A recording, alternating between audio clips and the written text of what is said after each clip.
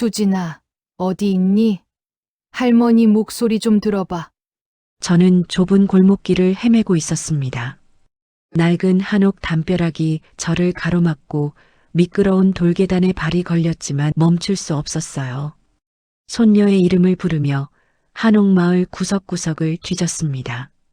하지만 돌아오는 건 바람소리와 까치 울음소리뿐이었어요. 세상은 내 손녀 수진을 잊은 듯 했지만 저는 포기할 수 없었습니다. 그때 어둠이 깔리기 시작한 골목 끝에서 삼색털이 반짝였어요. 길고양이 한 마리가 저를 빤히 쳐다보고 있었습니다. 명자는 버스에서 내리자마자 익숙한 흙냄새를 맡았습니다. 전주 한옥마을 공기는 서울과 달랐어요. 깊게 들이마시니 폐속까지 시원하게 퍼지는 느낌이었죠. 손녀 수진이 이곳에 한복 공방을 차린 지 벌써 3년째였습니다. 처음엔 걱정이 많았어요. 좋은 대학 나와서 대기업 다니다가 그만두고 한복 만들겠다고 내려온 거였거든요. 명자는 그때를 떠올렸습니다. 수진이 회사 그만둔다고 했을 때 얼마나 놀랐는지요. 안정적인 직장이었는데 왜 그만두냐고, 한복은 돈도 안 되는데 왜 하냐고 말렸었죠. 하지만 수진은 그때마다 환하게 웃으며 말했어요. 할머니, 여기서 진짜 제가 하고 싶은 일 하는 거예요. 전통을 지키면서 새로운 걸 만드는 거요. 그 말처럼 명자도 틈날 때마다 이곳을 찾았습니다. 처음엔 한 달에 한 번, 그러다 보름에 한 번, 요즘은 일주일에 한 번씩 오게 됐어요. 수진이 보고 싶었거든요. 오늘도 그랬습니다. 버스 정류장에서 한옥까지는 걸어서 15분 거리였어요. 명자는 천천히 골목길을 걸었습니다. 익숙한 풍경이었어요. 기와 지붕들이 줄지어 있고 돌담길이 구불구불 이어졌죠. 골목 어귀마다 전통 찻집이며 공방들이 보였습니다. 관광객들이 한복을 입고 사진을 찍고 있었어요. 젊은 사람들도 많았습니다. 명자는 그 모습들을 보며 미소 지었어요. 활기찬 풍경이었거든요. 수진의 한옥이 보였습니다. 대문 위에 수진한복방이라는 나무 간판이 걸려 있었어요.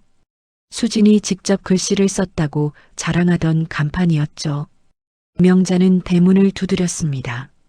톡톡톡. 얼마 지나지 않아 안에서 발소리가 들렸어요. 대문이 열렸습니다. 손녀 사위 재민이 서 있었어요. 단정한 셔츠에 청바지 차림이었습니다. 어머 할머니, 오셨어요? 연락 주시지 그랬어요. 재민의 목소리는 공손했습니다. 명자는 재민의 얼굴을 보며 미소 지었어요. 깜짝 선물 주려고 그랬지. 수진이는 안에서 작업 중이에요. 들어오세요. 재민은 명자의 보따리를 받아들었습니다. 명자는 마당으로 들어섰어요. 작은 한옥이었지만 잘 가꿔져 있었습니다. 마당 한쪽에 장독대가 있었고 다른 쪽엔 화분들이 줄지어 있었어요. 수진이 좋아하는 들국화며 채송화들이 피어 있었죠. 명자는 그 화분들을 보며 흐뭇했습니다. 손녀가 잘 지내고 있구나 싶었거든요. 공방 문이 열렸습니다. 수진이 뛰어나왔어요. 한복 저고리를 입고 있었는데 앞치마를 두르고 있었습니다. 손에는 바늘과 실이 들려 있었어요. 할머니, 왜 연락 안 하셨어요? 수진이 달려와 명자를 안았습니다. 명자는 손녀의 따뜻함을 느꼈어요. 가슴이 뭉클했습니다. 보고 싶어서 그냥 왔지. 바빠? 아니요, 안 바빠요. 마침 쉬려던 참이었어요. 수진은 거짓말이었습니다. 바빴거든요. 하지만 할머니 앞에서 바쁘다고 말할 수 없었어요. 명자는 손녀의 얼굴을 찬찬히 살폈습니다. 살이 조금 빠진 것 같았어요. 얼굴도 약간 지쳐 보였고요. 일을 너무 많이 하는 게 아닌가 걱정됐습니다. 수진아, 너무 무리하지 마라. 건강이 먼저야. 네, 할머니. 걱정 마세요. 재민이 거실로 안내했습니다. 명자는 거실에 앉았어요. 온돌방이었는데 따뜻했습니다. 수진이 차를 내왔어요. 구수한 보리차였습니다. 명자는 차를 한 모금 마셨어요. 목이 촉촉해졌습니다. 할머니, 점심 드셨어요? 아니, 버스에서 빵 하나 먹었지. 그럼 제가 뭐 해드릴게요. 수진이 일어서려고 하자 명자가 손을 잡았습니다. 아니야, 나중에 먹어도 돼. 일단 앉아서 이야기 좀 하자. 수진은 다시 앉았어요. 재민도 옆에 앉았습니다. 명자는 두 사람을 번갈아 봤어요. 둘 다 좋은 사람들 같았습니다. 수진은 행복해 보였고 재민은 수진을 잘 챙기는 것 같았어요. 명자는 마음이 놓였습니다. 요즘 공방은 어때? 손님 많이 와? 네, 할머니. 요즘 한복이 유행이라 손님이 많아요. 특히 젊은 사람들이 많이 와요. 수진의 목소리는 밝았습니다. 명자는 기뻤어요. 손녀가 하고 싶은 일을 하면서 행복해 하니까요. 그래, 잘 됐다. 돈은 좀 벌어? 네, 그럭저럭요. 생활하는데 문제 없어요. 재민이 끼어들었습니다. 할머니, 수진 씨 솜씨가 정말 좋아요. 요즘 단골 손님도 많이 생겼어요. 그래, 우리 수진이 어릴 때부터 손재주가 좋았지. 명자는 자랑스러웠습니다. 세 사람은 한참 이야기를 나눴어요. 최근 소식이며 공방 이야기, 동네 이야기까지요. 시간 가는 줄 몰랐습니다. 어느새 점심때가 됐어요. 수진이 부엌으로 가서 음식을 준비했습니다. 재민도 도왔어요. 명자는 거실에 앉아서 두 사람을 지켜봤습니다. 부엌에서 웃음소리가 들렸어요. 재민이 장난을 하는지 수진이 깔깔거리고 있었습니다. 명자는 미소 지었어요. 화목한 풍경이었거든요. 점심상이 차려졌습니다. 된장찌개며 나물들, 김치며 생선구이까지요. 수진의 정성이 가득한 밥상이었어요. 명자는 숟가락을 들었습니다. 된장찌개를 한 입 떴어요. 구수했습니다. 수진의 손맛이 느껴졌죠. 맛있다. 우리 수진이 요리 솜씨가 늘었네. 감사합니다, 할머니. 세 사람은 천천히 식사를 했습니다. 대화가 오갔어요. 명자는 서울 이야기를 했고 수진은 공방 이야기를 했습니다. 재민은 두 사람의 이야기를 들으며 가끔 웃었어요. 평화로운 점심시간이었습니다. 밥을 다 먹고 나니 배가 불렀어요. 명자는 배를 쓰다듬었습니다. 아이고, 배불러. 수진이 덕분에 잘 먹었다. 할머니, 커피 드릴까요? 아니, 괜찮아. 산책이나 갈까? 수진이 눈을 반짝였습니다. 할머니, 뒷동산 산책 가실래요?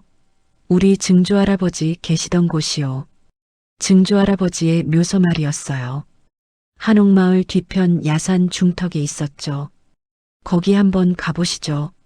명자는 잠시 망설였습니다. 동산이라고 하니 왠지 힘들 것 같았거든요. 나이가 70이 넘었는데 산에 올라갈 수 있을까 걱정됐어요. 하지만 손녀의 눈빛이 반짝였습니다. 어릴 적 놀이공원 가자고 조를 때처럼요. 그 눈빛을 보니 거절할 수 없었어요. 명자는 웃으며 고개를 끄덕였습니다. 그래, 가자. 할머니 아직 팔팔해. 수지는 환하게 웃으며 할머니를 이끌었습니다. 재민이 물었어요. 저도 같이 갈까요? 아니야, 너는 집 지키고 있어. 우리 둘이 갈게. 수진이 대답했습니다. 재민은 고개를 끄덕였어요. 명자와 수진은 한옥을 나섰습니다. 골목길을 따라 걸었어요. 한옥마을 뒤편에 작은 야산이 이어져 있었고 마을 사람들이 산책 삼아 자주 오르는 곳이었습니다.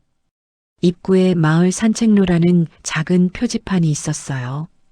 한옥에서 천천히 걸어 올라가니 작은 돌계단이 나타났습니다. 수지는 할머니를 부축했어요. 명자는 손녀의 팔을 잡고 천천히 계단을 올랐습니다. 한 계단, 두 계단, 세 계단. 숨이 조금씩 차올랐어요. 길은 생각보다 완만했습니다. 재민이 정기적으로 정리하는지 풀도 적당히 베어져 있었죠. 흙길 양옆으로 울창한 소나무들이 줄지어 있었고 바람이 불 때마다 소량기가 코끝을 스쳤습니다. 명자는 그 냄새를 깊이 들이마셨어요. 서울에서는 맡을 수 없는 향이었죠. 청량하고 깨끗한 냄새였습니다. 폐속까지 정화되는 기분이었어요. 여기 사람 안 다녀? 명자가 주변을 둘러보며 물었습니다. 발자국 하나 보이지 않는 고요한 길이었거든요. 수진이 고개를 저었어요. 평일엔 거의 안 와요. 주말에 가끔 동네 어르신들 오시긴 하는데요. 재민 씨랑 저는 자주 올라와서 정리하고 가죠. 그래서 더 좋아요. 조용하잖아요. 그래, 정말 조용하네. 새소리밖에 안 들려. 명자는 귀를 기울였습니다. 멀리서 까치가 울고 참새들이 지저귀는 소리가 들렸어요. 도시의 소음에 익숙했던 귀가 이 고요함에 서서히 적응해 갔죠. 차 소리도 사람들의 떠드는 소리도 들리지 않았습니다. 오직 자연의 소리만 있었어요. 바람 소리, 나뭇잎 부딪히는 소리, 새소리. 명자는 이 평화로움이 좋았습니다. 걷다 보니 숨이 차기 시작했습니다. 명자는 발걸음을 늦췄고 수지는 할머니 옆에서 천천히 보폭을 맞췄어요. 중간중간 멈춰서 숨을 고를 때마다 수지는 말없이 기다려 주었습니다. 재촉하지 않았어요. 그저 할머니가 쉴 수 있도록 옆에 서 있을 뿐이었죠. 손녀의 배려가 고마웠어요. 명자는 수진의 단정한 뒷모습을 바라보며 생각했습니다. 이 아이가 이렇게 컸구나. 어릴 땐 그렇게 작고 약했는데. 수진은 어릴 때 몸이 약했어요. 자주 아팠고 병원에 자주 갔죠. 명자가 많이 걱정했었습니다. 하지만 지금은 건강하게 자랐어요. 한복 만드는 일을 하면서 행복해하고 있었죠. 한참을 걷자 넓은 평상 같은 바위가 나타났어요. 그 위로 펼쳐진 한옥마을 풍경이 정말 아름다웠습니다. 기와지붕들이 물결치듯 이어져 있었고 하늘은 맑고 구름 한 점 없이 깨끗했어요. 멀리 전주 시내도 보였습니다. 빌딩들이 작게 보였어요. 바람은 시원했죠. 명자는 그 자리에 서서 한동안 풍경을 바라봤습니다. 가슴이 탁 트이는 기분이었어요. 답답했던 마음이 풀리는 것 같았습니다. 앉으세요, 할머니. 수진이 바위 위에 가방에서 꺼낸 방석을 깔아주었습니다. 작은 방석이었는데 수진이 직접 만든 거였어요. 한복천으로 만든 방석이었죠. 명자는 천천히 앉으며 숨을 고르기 시작했어요. 무릎이 조금 아팠지만 참을 만했습니다. 바위는 넓고 평평했어요. 여러 사람이 앉을 수 있을 정도였죠. 수지는 할머니 옆에 앉더니 주머니에서 무언가를 꺼냈습니다. 작게 포장된 멸치볶음이었어요. 짤랑이 봉지에 담긴 멸치였습니다. 뭐 하려고? 잠깐만요. 수지는 바위 위 평평한 곳에 멸치 몇 개를 조심스럽게 올려놓았습니다. 손가락으로 집어서 하나씩 놓았어요. 그리고 뒤로 물러나 앉았습니다. 명자는 의아한 표정으로 손녀를 바라봤죠. 수진아, 그게 뭐야? 기다려보세요. 수진의 목소리에는 장난기가 묻어났습니다. 입꼬리가 살짝 올라가 있었어요. 뭔가 재밌는 일이 벌어질 거라는 듯이요. 명자는 어리둥절했지만 가만히 기다렸어요. 주변은 고요했습니다. 바람 소리와 새 소리만 들렸죠. 명자는 가슴이 두근거리기 시작했어요. 무슨 일이 벌어질지 알 수 없었거든요. 수지는 가만히 입을 다물고 어딘가를 쳐다봤습니다. 담벼락 너머를 보고 있었어요. 얼마 지나지 않아 담벼락 너머에서 털복숭이 그림자 하나가 다가왔습니다. 작은 몸집이었어요. 네 발로 걸어왔죠. 삼색 고양이였습니다. 흰색, 검은색, 갈색이 섞인 털을 가진 고양이였어요. 명자는 깜짝 놀라 뒤로 물러났어요. 심장이 쿵쾅거렸습니다. 고양이는 조심스럽게 바위 위에 올라오더니 멸치를 핥기 시작했습니다. 작은 분홍색 혀로 멸치를 핥으며 우적우적 씹는 모습이 신기하면서도 귀여웠어요. 수염이 파르르 떨렸습니다. 수지는 조용히 웃으며 할머니를 바라봤습니다. 명자는 입을 벌린 채 고양이를 쳐다봤어요. 손녀는 웃고 있었고 고양이는 멸치를 먹고 있었습니다. 이게 무슨 상황인지 이해할 수 없었어요. 수진아, 저게 뭐야? 길고양이잖아. 명자의 목소리가 떨렸습니다.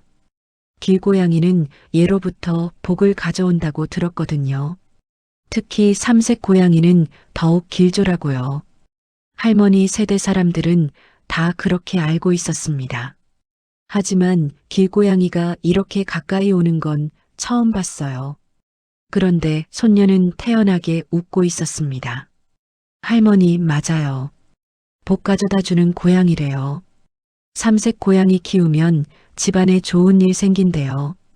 명자는 그 말을 듣고 마음이 따뜻해졌습니다. 어릴 적부터 들어온 이야기들이 머릿속을 스쳤거든요.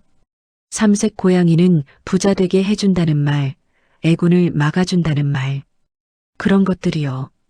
특히 명자의 어머니가 자주 하시던 말씀이 떠올랐어요. 삼색 고양이 보면 복 들어온다. 절대 쫓아내면 안 된다.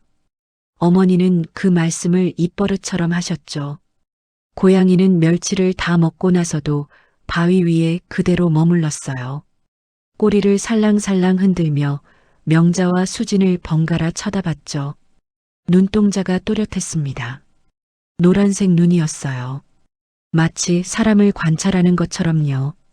고양이는 머리를 갸웃거렸습니다. 귀를 쫑긋 세우고 두 사람을 살폈어요. 저 녀석 여기 자주 와요. 제가 먹이 줄 때마다 나타나거든요. 신기한 게 제가 여기 오는 날을 아는 것 같아요. 수진이 설명했습니다. 명자는 조심스럽게 고양이를 바라봤어요. 가까이서 보니 털이 윤기 있게 빛났고 눈동자는 생각보다 크고 선명했습니다. 생각보다 영리해 보였죠. 몸집은 작았지만 건강해 보였어요.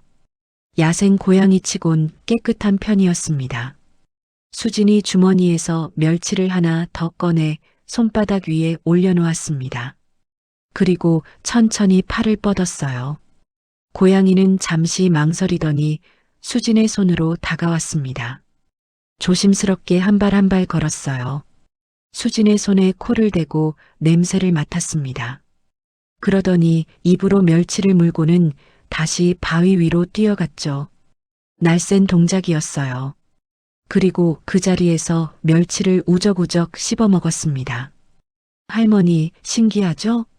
고양이가 사람 얼굴 기억한대요.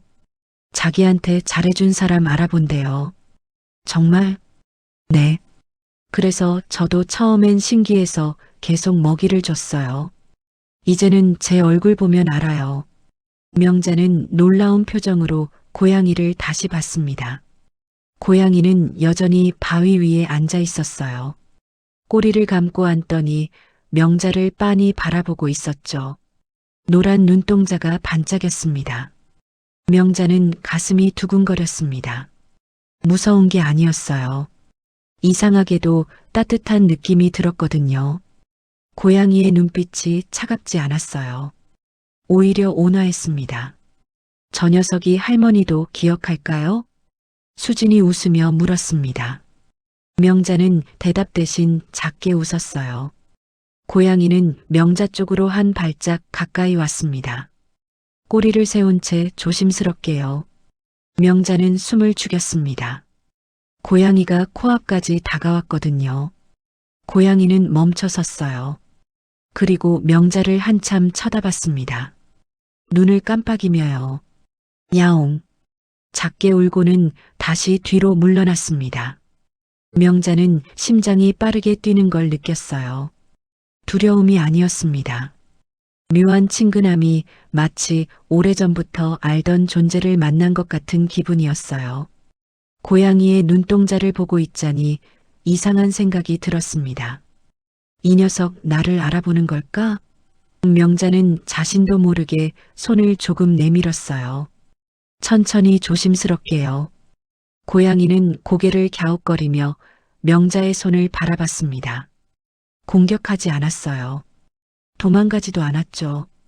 그저 가만히 서서 명자를 지켜볼 뿐이었습니다. 귀를 앞으로 세웠어요. 할머니, 무섭지 않으세요? 아니야, 이상하게 안 무서워. 명자는 솔직하게 대답했습니다. 수지는 흐뭇한 표정을 지었어요.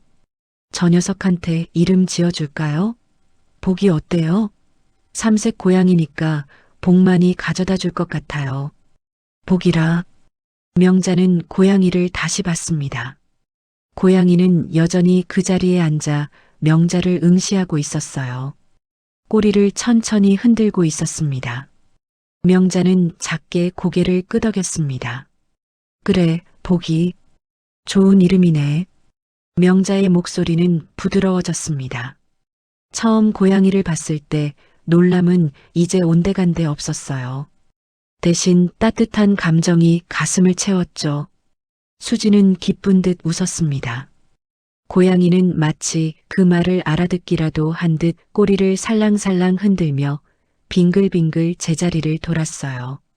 그러더니 다시 바위 위로 뛰어올랐죠. 명자는 그 모습을 보며 입가에 미소가 번졌습니다. 할머니, 보세요. 저 녀석 좋아하는 것 같죠? 그러게. 신기하다, 정말. 명자는 그 모습을 가만히 지켜봤습니다. 가슴속 어딘가에서 따뜻한 기운이 퍼져나가는 것 같았어요. 처음 봤을 땐 그저 길고양이라고 생각했지만 지금은 달랐습니다. 이 고양이에게서 묘한 안정감이 느껴졌거든요. 마치 오랜 친구를 만난 것처럼요. 보기는 바위 위에서 그루밍을 시작했습니다. 앞발로 얼굴을 쓱쓱 닦았어요. 그러더니 몸통을 핥기 시작했죠. 부지런한 녀석이었습니다. 할머니, 여기 자주 오세요.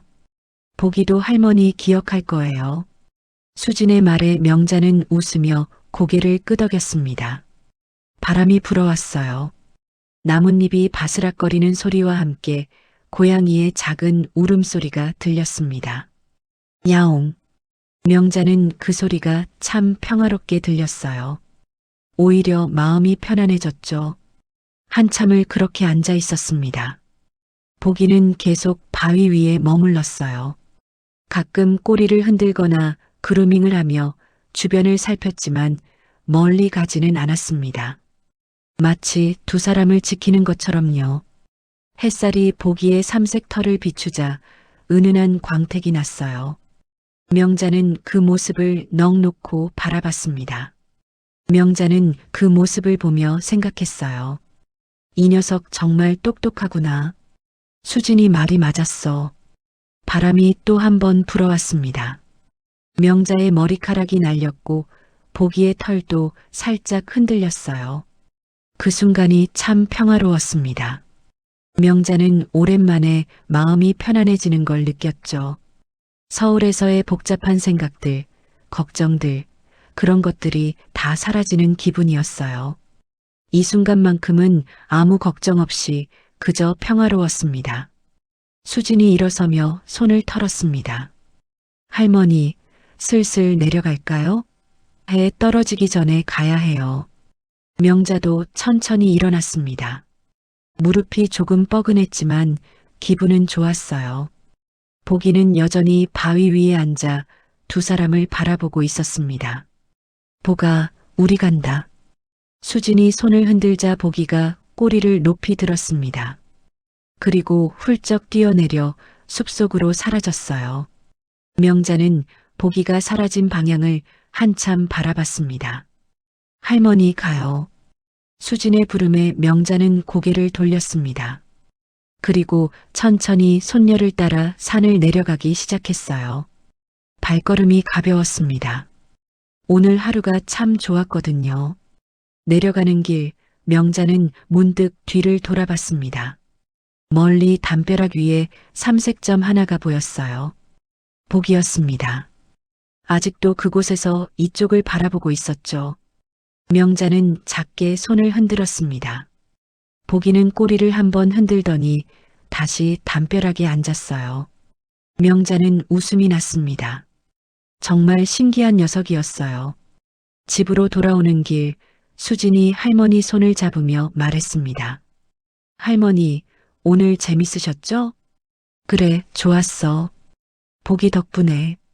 명자의 대답에 수진이 환하게 웃었습니다. 명자는 한옥 기와지붕들을 바라보며 생각했어요. 앞으로도 이곳에 자주 와야겠다고요. 그리고 복이를 다시 만나고 싶다고요. 그날 밤 명자는 오랜만에 편안하게 잠들었습니다. 손녀네 한옥 작은 방에서 잤어요. 이불이 포근했고 방이 따뜻했습니다. 꿈속에서도 복이가 나타났어요. 바위 위에 앉아 명자를 바라보며 꼬리를 살랑살랑 흔드는 모습이었죠. 명자는 꿈속에서도 웃고 있었습니다. 다음 날 아침 명자는 일찍 일어났습니다. 창문을 열자 시원한 바람이 들어왔어요. 아침 공기가 상쾌했습니다. 마당에서 수진이 빨래를 널고 있었어요. 명자는 거실로 나갔습니다. 재민이 주방에서 아침을 준비하고 있었어요. 할머니, 잘 주무셨어요? 응, 잘 잤다. 오랜만에 푹 잤어. 다행이에요. 아침 곧 될 거예요. 세 사람은 함께 아침을 먹었습니다. 된장찌개며 계란말이, 김치며 나물들이 상에 올라왔어요. 간단하지만 정성스러운 밥상이었습니다. 수진이 커피를 따라주며 말했습니다. 할머니, 다음에 또 뒷동산 가요. 보기가 분명 기억할 거예요. 그래, 꼭 가자. 명자는 진심으로 대답했습니다. 그 고양이가 자꾸 생각났거든요. 처음엔 그저 길고양이였지만 이제는 다시 보고 싶었어요. 서울로 돌아온 지 나흘째 되던 날이었습니다. 명자는 아침부터 휴대폰을 손에서 놓지 못했어요. 식탁에 앉아서도 거실 소파에서도 계속 화면을 확인했습니다. 혹시 수진에게서 연락이 왔을까 싶어서요. 하지만 화면은 텅 비어 있었습니다. 알림 하나 없었어요. 명자는 휴대폰을 들여다보며 깊은 한숨을 내쉬었어요. 수진에게서 아무 연락이 없었거든요. 전화를 걸어도 전원이 꺼져 있다는 안내음만 반복됐습니다. 차가운 기계음이 귓가에 맴돌았어요. 고객님이 전화를 받을 수 없습니다. 명자는 통화 버튼을 눌렀다 끊기를 10번도 넘게 반복했습니다. 결과는 똑같았어요. 손가락 끝이 저렸습니다. 화면을 너무 많이 눌러서 손가락이 아팠죠. 이상하네, 정말 이상해. 명자는 혼잣말을 했어요. 수지는 평소 꼼꼼한 아이였습니다. 어릴 적부터 그랬어요. 약속 시간도 절대 어기지 않았고 한복 납품 기한도 늘 잘 맞췄죠. 어른이 된 지금도 마찬가지였습니다. 하루 이틀에 한 번씩은 꼭 전화를 했었거든요. 간단하게라도 안부를 묻곤 했어요. 할머니 진지 드셨어요? 오늘 날씨 어때요? 몸은 괜찮으세요? 그런 짧은 말들이요. 그게 명자에게는 큰 위안이었습니다. 손녀의 목소리를 듣는 것만으로도 하루가 행복했거든요. 하지만 지금은 나흘째 아무 소식이 없었습니다. 전화도 문자도 아무것도요. 명자는 다시 전화를 걸어봤습니다. 뚜뚜뚜뚜 신호음이 3번 울리더니 이내 끊겼어요. 전원이 꺼진 상태였습니다. 명자의 미간이 좁혀졌어요. 손에 쥔 휴대폰이 무겁게 느껴졌죠. 메시지 앱을 열어봤습니다. 수진과의 대화창에는 명자가 보낸 메시지만 줄줄이 쌓여 있었어요. 수진아, 잘 지내지? 전화 좀 받아라. 할머니 걱정된다. 수진아, 제발. 모두 읽지 않은 상태였습니다. 하나같이 회색 숫자 1이 붙어 있었어요. 명자는 그 숫자들을 보며 가슴이 무너지는 것 같았습니다. 읽지 않았다는 건 확인도 하지 않았다는 뜻이었거든요. 수진이 메시지를 본다면 적어도 읽은 표시가 떴을 텐데 그것조차 없었어요. 명자는 가슴이 답답해지기 시작했습니다. 뭔가 잘못된 것 같았어요. 평소 수진은 메시지를 자주 확인했습니다. 바쁠 때도 적어도 몇 시간 안에는 답장을 보냈어요. 늦어도 하루를 넘기는 법이 없었죠. 할머니 미안해요. 작업 중이라 못 봤어요. 라며 꼭 연락했습니다. 하지만 지금은 나흘 동안 아무 반응이 없었습니다. 명자는 휴대폰을 내려놓고 거실을 서성했어요. 발걸음이 점점 빨라졌습니다. 불안한 마음이 파도처럼 밀려왔죠. 무슨 일이 생긴 걸까? 아프기라도 한 건 아닐까? 명자는 온갖 상상을 했습니다. 혹시 교통사고가 난 건 아닐까? 갑자기 쓰러진 건 아닐까? 생각할수록 가슴이 철렁했어요. 명자는 창밖을 내다봤습니다. 맑은 하늘이었어요. 구름 한 점 없이 파란 하늘이었죠. 하지만 명자의 마음은 먹구름이 가득했습니다. 명자는 다시 휴대폰을 들었습니다. 이번엔 재민에게 전화를 걸기로 했죠. 사위에게 물어보면 알 수 있을 거라고 생각했습니다. 신호음이 길게 울렸습니다. 한참을 기다렸어요. 명자는 심장이 두근거렸습니다. 6번, 7번 신호음이 울렸어요. 명자는 전화를 끊으려던 참이었습니다. 그때 통화 버튼이 눌렸어요. 여보세요? 할머니. 재민의 목소리였습니다. 평소처럼 공손했어요. 하지만 뭔가 달랐습니다. 명자는 오랜 세월 시장에서 장사하며 사람을 대해온 감으로 느낄 수 있었어요. 목소리 톤이 조금 높았고 말이 평소보다 빨랐죠. 숨소리도 약간 거칠었습니다. 명자는 목소리를 가다듬었습니다. 재민아, 나야. 수진이 괜찮은 거지? 연락이 안 돼서. 잠시 침묵이 흘렀습니다. 아주 짧은 순간이었지만 명자는 놓치지 않았어요. 재민이 뭔가 생각하는 시간이었죠. 수화기 넘어 재민이 숨을 깊이 들이마시는 소리가 들렸습니다. 명자는 귀를 더 기울였어요. 아, 해외 박람회 가셨어요, 할머니. 해외 박람회? 수진이가 무슨 해외 박람회를 가? 언제 간 건데? 명자의 목소리에 걱정이 묻어났습니다. 재민은 여전히 정중하게 대답했어요. 급하게 결정됐대요. 밀라노 패션 위크 일로요. 나흘 전에 갑자기 연락이 와서요. 그런데 왜 나한테는 말이 없었을까? 수진이가 큰 행사 가면 항상 나한테 먼저 말하는데.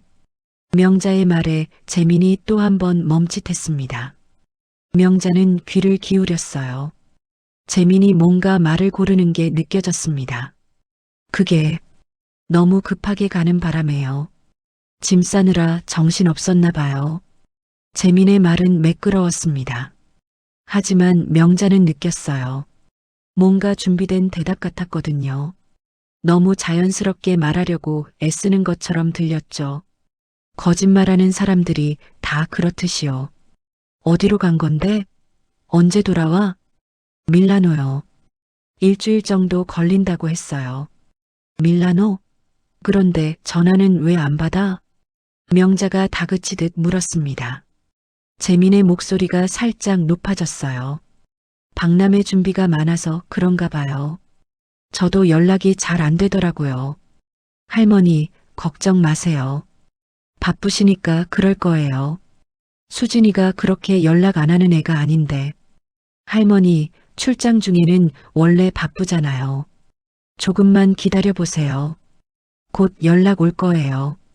재민의 말투는 여전히 공손했습니다. 하지만 명자는 확신했어요. 이건 거짓말이야. 재민이 무언가를 숨기고 있다고요. 목소리에서 느껴지는 미묘한 떨림, 대답하기 전에 짧은 망설임, 너무 완벽하게 준비된 듯한 설명들. 모든 게 거짓말하는 사람의 특징이었습니다. 명자는 평생 시장에서 장사하며 수많은 사람을 만났어요. 사기꾼도 봤고 거짓말쟁이도 봤죠. 그러다 보니 사람의 말과 행동에서 진실과 거짓을 구분하는 감이 생겼습니다. 재민의 말은 분명 거짓이었어요. 잠깐, 재민아. 그럼 연락 오면 꼭 나한테도 알려줘. 네, 할머니. 그럴게요. 걱정 마세요. 수진 씨 괜찮을 거예요. 재민의 말은 친절했습니다. 하지만 명자는 알았어요. 이건 진심이 아니야. 그냥 빨리 전화를 끊고 싶어 하는 거라고요. 명자는 더 묻고 싶었지만 참았습니다. 재민을 자극하면 안 될 것 같았거든요. 그래, 알았어. 꼭 연락 달라고 전해줘. 네, 할머니. 통화가 끊겼습니다. 뚜뚜뚜 신호음이 울렸어요. 명자는 휴대폰을 내려다봤습니다. 손이 미세하게 떨렸어요. 뭔가 이상했습니다. 재민의 태도는 겉으로 보기엔 공손했지만 뭔가 꾸며낸 것 같았거든요. 명자는 소파에 주저앉았습니다. 가슴이 두근거렸어요. 불안감이 몸 전체를 감쌌습니다. 해외 박람회라는 말이 믿어지지 않았거든요. 수지는 큰 행사를 갈 때 항상 미리 얘기했어요. 할머니, 며칠 출장 가요. 걱정 마세요.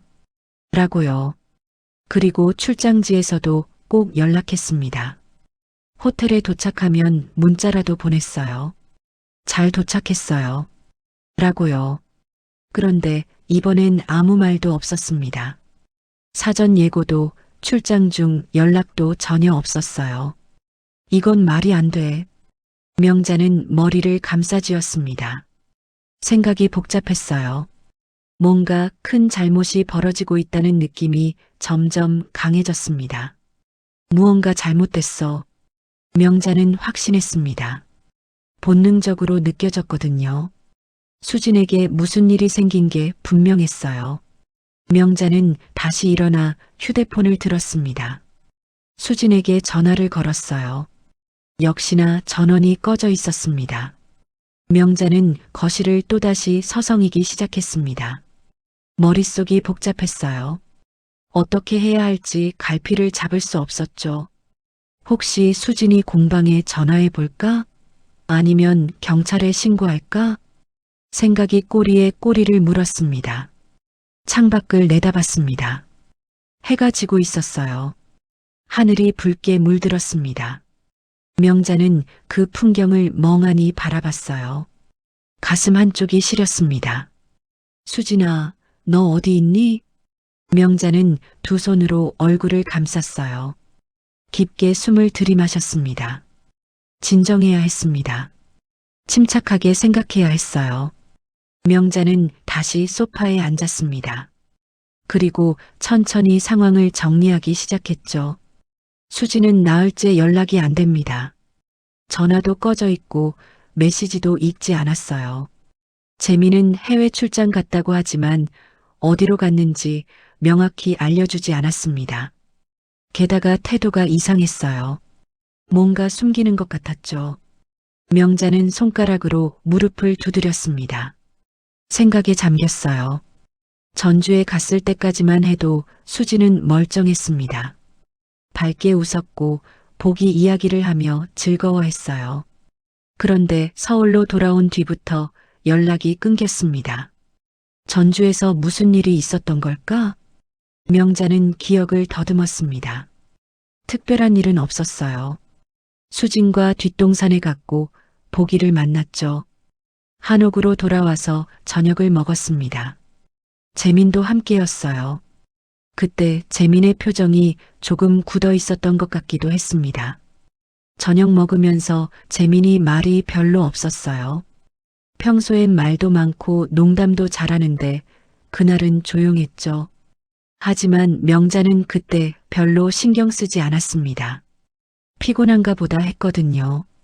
명자는 다시 휴대폰을 들었습니다. 재민에게 다시 전화를 걸까 망설였어요. 하지만 받지 않을 것 같았습니다. 명자는 휴대폰을 내려놓았어요. 밤이 깊어갔습니다. 명자는 잠을 이룰 수 없었어요. 침대에 누워서도 계속 뒤척였습니다. 눈을 감으면 수진 얼굴이 떠올랐거든요. 어릴 적 수진의 모습, 처음 한복을 입고 자랑하던 모습, 청년이 된 수진의 모습, 대학 졸업식에서 공방 열겠다고 말하던 모습, 그리고 며칠 전 뒷동산에서 환하게 웃던 수진의 모습이요. 복이 이야기를 하며 신나했던 그 얼굴이요. 시계를 봤습니다. 새벽 2시였어요. 명자는 한숨을 쉬었습니다. 눈이 말똥말똥했어요. 잠은 오지 않고 온갖 생각만 머릿속을 맴돌았죠. 제발 무사하길. 명자는 속으로 기도했습니다. 손을 모으고 간절히 빌었어요. 수진이 안전하기를, 아무 일 없기를, 그저 바쁜 것뿐이기를. 제발이요, 제발이요. 하지만 마음 한구석의 불안은 사라지지 않았습니다. 오히려 시간이 갈수록 커졌어요. 마치 먹구름이 몰려오듯이요. 명자는 이불을 꽉 잡았습니다. 온몸이 긴장되어 있었어요. 새벽까지 잠들지 못했습니다. 명자는 천장을 바라보며 생각했어요. 내일 아침이 되면 재민한테 다시 연락해 봐야겠다. 그래도 안 되면 직접 전주로 가야겠다. 다음 날 아침 명자는 일찍 일어났습니다. 한숨도 못 잔 밤이었지만 잠들어 있을 수 없었어요. 가슴이 계속 불안했거든요. 명자는 간단히 세수를 하고 옷을 갈아입었습니다. 그리고 가방을 챙겼어요. 전주로 갈 준비였습니다. 지갑, 휴대폰 충전기, 여벌 옷 한 벌, 꼭 필요한 것들만 챙겼죠. 재민한테 다시 전화를 걸어봤어요. 하지만 이번엔 전화를 받지 않았습니다. 신호음만 계속 울렸어요. 한참을 기다렸지만 끝내 받지 않았습니다. 명자는 전화를 끊었어요. 직접 가봐야겠어. 명자는 결심했습니다. 이대로 가만히 앉아 있을 수 없었거든요. 버스 시간을 확인했습니다. 오전 9시 차가 있었어요. 명자는 서둘러 집을 나섰습니다. 버스 터미널에 도착했을 때는 8시 40분이었습니다. 명자는 표를 끊고 대합실에서 기다렸어요. 마음이 조급했습니다. 빨리 전주에 가서 수진을 찾고 싶었거든요. 시계를 자꾸 보게 됐습니다. 시간이 참 더디게 갔어요. 9시가 되자 버스가 들어왔습니다. 명자는 버스에 올라타 창가 자리에 앉았어요. 창밖을 바라보며 생각에 잠겼습니다. 수진아, 기다려. 할머니가 꼭 찾을게. 버스가 출발했습니다. 서울을 벗어나 고속도로로 접어들었어요. 차창 밖으로 풍경이 빠르게 지나갔습니다. 아파트들, 빌딩들, 공장들. 그러다 산과 들판이 나타났어요. 명자는 그 풍경을 멍하니 바라봤어요. 머릿속은 온통 수진 생각뿐이었습니다. 3시간 만에 전주에 도착했습니다. 명자는 버스에서 내리자마자 택시를 잡았어요. 수진의 한옥으로 가야 했습니다. 한옥마을 어디로 가세요? 택시 기사가 물었습니다. 비단길 16번지. 수진한 복방이요. 네, 알겠습니다. 택시는 좁은 골목길을 지나 한옥마을 안쪽으로 들어갔어요. 익숙한 풍경이 눈에 들어왔습니다. 기와지붕들, 돌담길들. 하지만 오늘은 그 풍경이 아름답게 느껴지지 않았어요. 수진이 어디 있는지 모르니까요. 택시가 한옥 앞에 멈췄습니다. 명자는 택시비를 내고 내렸어요. 한옥 대문은 굳게 닫혀 있었습니다. 명자는 문을 두드렸습니다. 톡톡톡. 재민아, 거기 있니? 나야, 할머니야. 대답이 없었습니다. 명자는 다시 문을 두드렸어요. 더 세게요. 쿵쿵쿵. 재민아, 문 좀 열어봐. 하지만 여전히 아무 소리도 들리지 않았습니다. 명자는 문고리를 잡아당겼어요. 문이 잠겨 있었습니다. 명자는 한옥 주변을 돌았습니다. 혹시 다른 문이 열려 있을까 싶어서요. 하지만 모든 문이 잠겨 있었어요. 뒷마당 문도 공방 입구도요. 명자는 막막했습니다. 어떻게 하지? 명자는 한옥 담벼락에 기대어 섰습니다. 숨이 찼어요. 마음이 급했습니다. 그때 옆집 할머니 한 분이 나오셨어요. 명자를 보고 반갑게 인사했습니다. 어머, 명자 씨 아니세요? 언제 오셨어요? 아, 안녕하세요. 혹시 우리 수진이 봤어요? 손녀요. 옆집 할머니가 고개를 갸웃거렸습니다. 수진 씨요? 며칠 전에 봤는데요. 그 뒤론 못 봤어요. 대문이 계속 잠겨 있더라고요. 며칠 전이요? 정확히 언제요? 글쎄요, 사흘쯤 됐나? 그날 밤에 차 소리가 나서 봤더니 재민 씨가 수진 씨를 부축해서 차에 태우더라고요. 명자는 가슴이 철렁했습니다. 부축해서요? 수진이가 다쳤어요? 글쎄요, 잘은 모르겠는데 좀 힘없어 보이더라고요. 얼굴도 창백하고요. 아픈 줄 알았어요. 그래서 신고도 안 했죠. 명자는 온몸에 힘이 빠지는 것 같았습니다. 수진이 아팠던 거였어요. 그런데 재민은 해외 출장 갔다고 거짓말했습니다. 차는 어디로 갔는지 봤어요? 잘 모르겠어요. 밤이라 어두워서요. 그냥 한옥마을 밖으로 나가더라고요. 명자는 고개를 끄덕였습니다. 고맙습니다, 할머니. 명자는 다시 한옥대문 앞으로 갔습니다. 문을 쳐다봤어요. 들어갈 방법이 없었습니다. 명자는 주머니에서 휴대폰을 꺼냈어요. 경찰에 신고해야겠다고 생각했습니다. 경찰서에 전화를 걸었습니다. 여보세요. 실종 신고하려고요. 네, 말씀하세요. 우리 손녀가 나흘째 연락이 안 돼요. 집에도 없고요. 성함이랑 나이 말씀해 주세요. 명자는 수진의 인적사항을 말했습니다. 경찰은 차분하게 받아 적었어요. 어르신, 성인이라도 연락이 두절되고 위험 가능성이 있으면 바로 실종 접수 가능합니다. 현장 확인 바로 들어가겠습니다. 지금 한옥 주소 알려주시면 출동하겠습니다. 네, 고맙습니다. 명자는 주소를 알려줬습니다. 경찰은 30분 안에 도착하겠다고 했어요. 명자는 전화를 끊고 한옥대문 앞에서 기다렸습니다. 가슴이 두근거렸어요. 경찰이 와서 문을 열어주면 뭔가 단서를 찾을 수 있을 거라고 생각했습니다. 30분이 지나자 경찰차가 도착했습니다. 젊은 경찰관 2명이 내렸어요. 실종 신고하신 분이세요? 네, 저예요.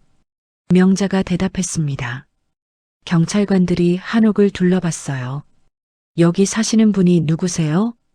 우리 손녀 수진이랑 사위 재민이요. 사위분한테 연락은 해보셨어요? 했는데 거짓말하더라고요. 해외 출장 갔다고 하는데 이웃분이 며칠 전에 차 타고 나가는 거 봤대요. 경찰관들이 서로 눈빛을 주고받았습니다. 일단 문부터 열어보겠습니다. 경찰관들이 문을 두드렸어요. 하지만 역시 대답이 없었습니다. 그들은 무전으로 본부에 연락했어요. 잠시 후 강제 개방 허가가 떨어졌습니다. 경찰관들이 문을 강제로 열었어요. 쾅 소리와 함께 문이 열렸습니다. 명자는 경찰을 따라 한옥 안으로 들어갔어요. 마당은 조용했습니다. 아무도 없었어요. 집안도 텅 비어 있었습니다. 거실로 들어갔어요. 탁자 위에 찻잔이 그대로 놓여 있었습니다. 식탁에는 먹다 남은 음식들이 있었어요. 급하게 나간 흔적이었죠. 수진의 공방으로 갔습니다. 공방 문도 잠겨 있었어요. 경찰관들이 다시 문을 열었습니다. 공방 안은 어질러져 있었어요. 한복 천 조각들이 바닥에 널려 있었고 재봉틀도 엎어져 있었습니다. 명자는 가슴이 철렁 내려앉았어요. 뭔가 있었던 것 같은데요. 경찰관이 말했습니다. 주변을 살폈어요. 바닥에 무언가 묻어 있었습니다. 빨간 자국이었어요. 경찰관이 손전등을 비췄습니다. 이거 혈흔 같은데요. 명자는 다리에 힘이 풀렸습니다. 수진이 다쳤던 거였어요. 경찰관들이 공방을 샅샅이 뒤졌습니다. 찬장 뒤에서 수진의 휴대폰이 나왔어요. 화면이 깨져 있었습니다. 할머니, 이거 손녀분 휴대폰 맞으세요? 명자는 휴대폰을 받습니다. 수진이 쓰던 케이스였어요. 분홍색 한복 무늬가 그려진 케이스였죠. 명자는 고개를 끄덕였습니다. 눈물이 났어요. 네, 맞아요. 수진이 거예요. 경찰관이 증거봉투에 휴대폰을 넣었습니다. 이건 사건입니다. 즉시 수사에 들어가겠습니다. 제발 우리 손녀 찾아주세요. 명자의 목소리가 떨렸습니다. 경찰관이 명자의 어깨를 토닥였어요. 최선을 다하겠습니다. 일단 사위분 소재부터 파악하겠습니다. 경찰은 재민에게 전화를 걸었어요. 하지만 재민도 전화를 받지 않았습니다. 경찰은 재민의 위치 추적을 요청했습니다. 그리고 명자에게 말했어요. 어르신, 일단 경찰서로 가시죠. 진술서 작성하셔야 합니다. 네. 명자는 경찰차를 타고 경찰서로 갔습니다. 가슴이 무거웠어요. 수진이 어디 있는지, 무슨 일을 당한 건지 알 수 없었습니다. 경찰서에서 진술서를 작성했습니다. 명자는 수진에 대한 모든 것을 말했어요. 마지막으로 본 날 수진의 상태, 재민의 이상한 행동들, 재민과의 전화 통화 내용도 자세히 말했습니다. 경찰은 꼼꼼하게 기록했습니다. 재민 씨 위치 파악됐습니다. 담당 형사가 들어왔습니다. 어디 있대요? 전주 외곽 산속입니다. 펜션 하나 빌려서 있더군요. 거기 왜 있는 거예요? 그건 가봐야 알겠습니다. 지금 출동 준비 중입니다. 형사가 명자를 받습니다. 어르신, 여기서 기다리세요. 저희가 다녀올게요. 아니요, 저도 갈래요. 위험할 수 있습니다. 괜찮아요. 우리 손녀 찾는 건데 가만히 있을 수 없어요. 명자의 목소리는 단호했습니다. 형사는 잠시 망설이다가 고개를 끄덕였어요. 알겠습니다. 대신 차 안에서 대기하셔야 합니다. 네. 명자는 경찰차를 타고 펜션으로 향했습니다. 차는 전주 시내를 벗어나 산길로 접어들었어요. 길이 점점 좁아졌습니다. 나무들이 빽빽하게 우거진 곳이었어요. 포장도 안 된 비포장도로였죠. 차가 덜컹거렸습니다. 30분쯤 가자 외딴 펜션 하나가 보였습니다. 낡은 건물이었어요. 페인트가 벗겨져 있었고 간판도 낡아 있었습니다. 주변에 다른 집은 없었습니다. 산 한가운데 덩그러니 서 있는 펜션이었어요. 경찰차가 펜션 앞에 멈췄습니다. 형사들이 내렸어요. 어르신, 여기서 기다리세요. 명자는 고개를 끄덕였습니다. 형사들이 펜션으로 다가갔어요. 문을 두드렸습니다. 경찰입니다. 문 열어주세요.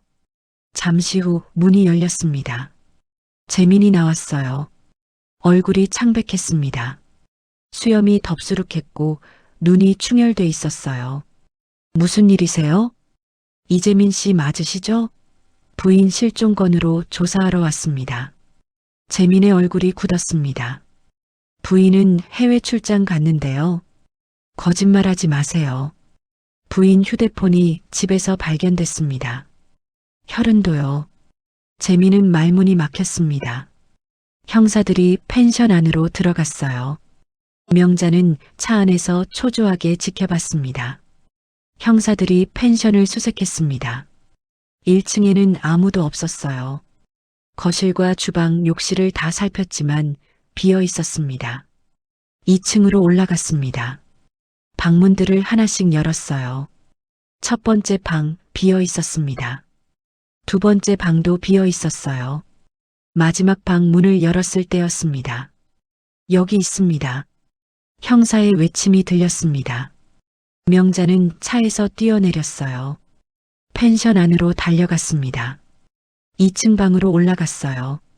계단을 뛰어 올랐습니다. 숨이 찼지만 멈추지 않았어요. 방 안에 수진이 누워 있었습니다. 손발이 묶여 있었고 입에는 테이프가 붙어 있었어요. 얼굴이 창백했습니다. 명자는 그 모습을 보고 온몸이 떨렸어요. 수진아. 명자가 달려갔습니다. 형사들이 수진의 손발을 풀어줬어요. 입에 테이프도 떼어냈습니다. 수진이 천천히 눈을 떴어요. 할머니. 수진의 목소리는 약했습니다. 명자는 수진을 끌어안았어요. 눈물이 쏟아졌습니다. 수진아, 괜찮니? 다친 데 없니? 할머니. 무서웠어요. 수진이 울기 시작했습니다. 명자도 함께 울었어요. 형사들이 구급차를 불렀습니다. 수진을 병원으로 옮겨야 했거든요. 재민은 현장에서 체포됐습니다. 형사들이 수갑을 채웠어요.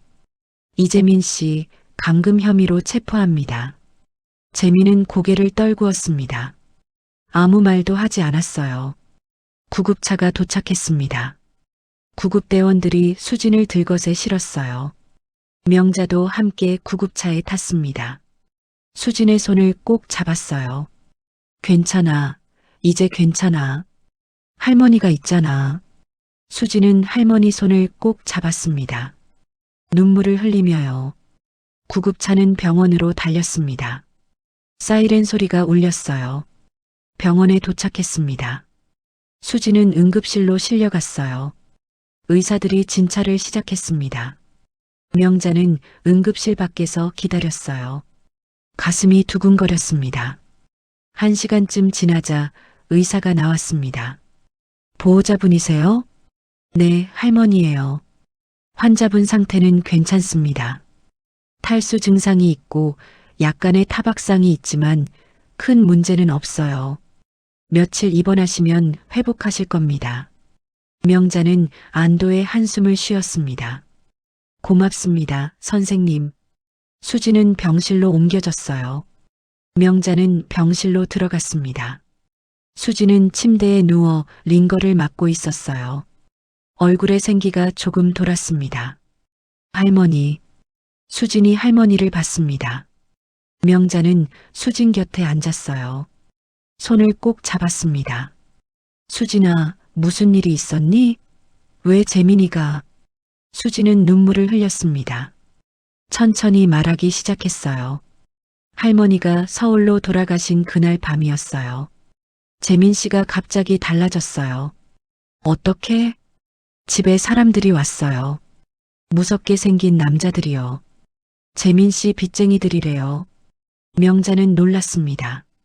빚쟁이? 재민이가 빚이 있었어? 네. 투자 사기 당했대요. 몇억이나요? 그걸 갚으려고 제 한옥을 팔려고 했대요. 뭐? 명자의 목소리가 높아졌습니다. 증조 할아버지가 물려주신 그 한옥을? 네. 제 명의로 돼 있잖아요. 그걸 팔면 빚을 갚을 수 있대요. 근데 제가 거부했어요. 당연히요. 그래서 재민 씨가 화를 냈어요. 그 사람들도요. 저한테 서류에 서명하라고 했어요. 한옥 매매 동의서요. 근데 제가 안 한다고 했죠. 수진의 목소리가 떨렸습니다. 명자가 수진의 손을 더 꼭 잡았어요. 그러니까 재민 씨가 저를 때렸어요. 공방에서요. 머리를 쳤어요. 정신을 잃었고요. 명자는 눈물이 났습니다. 분노로 온몸이 떨렸어요. 그래서 여기까지 끌고 온 거야? 네. 깨어나니까 이 펜션이었어요. 재민 씨가 말했어요. 서류에 서명할 때까지 여기 있어야 한대요. 그 나쁜 자식. 명자는 이를 악물었습니다. 근데 할머니가 찾아주셨어요. 어떻게 찾으신 거예요? 걱정돼서 전주까지 왔지. 경찰한테 신고하고. 수지는 할머니를 꼭 안았습니다. 고마워요, 할머니. 할머니 아니었으면 저 어떻게 됐을지 몰라요. 명자도 수진을 안았어요. 두 사람은 한참을 그렇게 있었습니다. 며칠이 지났습니다. 수지는 많이 회복됐어요. 병원에서 퇴원했습니다. 명자는 수진을 서울로 데려갔어요. 전주 한옥은 당분간 비워두기로 했습니다.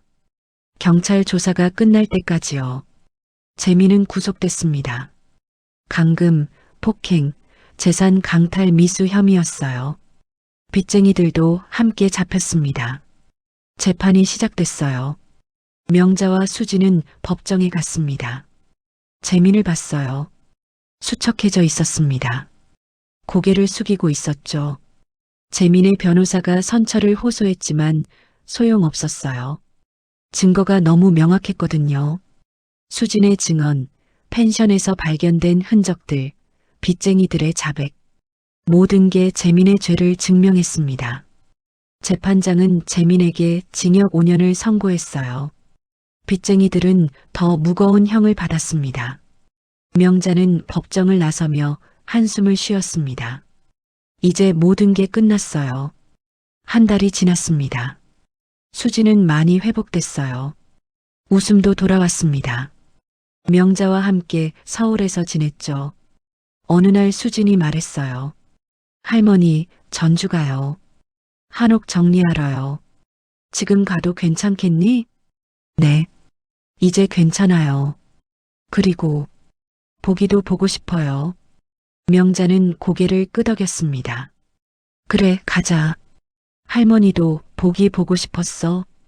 두 사람은 전주로 갔습니다. 한옥은 여전히 그 자리에 있었어요. 대문을 열고 들어갔습니다. 마당은 조용했어요. 풀이 조금 자랐지만 괜찮았습니다. 수지는 공방으로 갔어요. 어질러진 것들을 정리하기 시작했습니다. 명자는 수진을 도왔어요. 함께 청소하고 정리했습니다. 오후가 되자 공방은 깨끗해졌어요. 수진이 말했습니다. 할머니, 뒷동산 갈래요? 보기 보러요. 그래, 가자. 두 사람은 뒷동산으로 올라갔습니다. 익숙한 길이었어요. 천천히 올라갔습니다. 바위가 있는 곳에 도착했어요. 수지는 가방에서 멸치를 꺼냈습니다. 바위 위에 올려놓았어요. 그리고 기다렸습니다. 잠시 후 담벼락 너머에서 털복숭이가 나타났습니다. 복이었어요. 삼색 고양이가 바위 위로 올라왔습니다. 멸치를 보더니 다가왔어요. 우적우적 먹기 시작했습니다. 명자는 웃었습니다. 보가, 오랜만이다. 보기는 멸치를 다 먹고 명자를 봤어요. 꼬리를 흔들며 다가왔습니다. 명자의 손을 핥았어요. 명자는 보기의 머리를 쓰다듬었습니다. 고마워, 보가. 내가 우리 수진이 살렸어. 수진도 보기를 쓰다듬었어요. 보가, 보고 싶었어? 보기는 야옹 울었습니다. 꼬리를 높이 세우고요. 세 사람은, 아니 두 사람과 한 마리는 한참을 그렇게 있었습니다. 햇살이 따뜻했어요. 바람이 시원했습니다. 평화로웠어요. 명자는 생각했습니다. 이제 정말 끝났구나. 우리 수진이 안전하고 나쁜 사람들은 벌 받았고 보기도 건강하고 가슴이 따뜻해졌어요. 수진이 말했습니다. 할머니, 저 다시 여기서 공방할래요. 두렵지 않아요. 할머니도 계시고 보기도 있잖아요. 그래, 그렇게 해. 할머니가 자주 올게. 진짜요? 응, 진짜야. 우리 수진이 지켜야지. 수진은 할머니를 안았습니다. 보기는 두 사람 옆에서 빙글빙글 주변을 맴돌았어요. 평화로운 오후였어요. 며칠 후 명자는 서울로 돌아갔습니다. 하지만 일주일에 한 번씩은 전주에 갔어요. 수진을 보러, 보기를 보러요. 수진은 다시 공방을 시작했습니다. 한복을 만들었어요. 예전보다 더 열심히요. 명자는 수진을 도왔습니다. 천을 재고 단추를 달고 손님을 맞이했어요. 할머니와 손녀의 시간이었습니다. 보기도 자주 왔어요. 공방 앞에 나타나서 야옹야옹 울었습니다. 수지는 멸치를 줬어요. 보기는 먹고 나서 공방 앞에서 낮잠을 잤습니다. 마치 문지기처럼요. 명자는 그 모습이 좋았어요. 보기가 지켜주는 것 같았거든요. 어느 날 명자는 바위가 있는 뒷동산에 혼자 올라갔습니다. 보기를 만나러요. 바위에 앉아서 멸치를 꺼냈어요. 올려놓았습니다. 잠시 후 보기가 나타났습니다. 명자를 보고 꼬리를 흔들었어요. 다가와서 멸치를 먹었습니다. 명자는 보기를 쓰다듬었어요. 보가 고마워. 정말 고마워. 보기는 빙글빙글 돌며 명자 곁에 앉았습니다. 명자는 한옥마을을 내려다봤어요. 기와지붕들이 보였습니다. 수진의 한옥도 보였어요.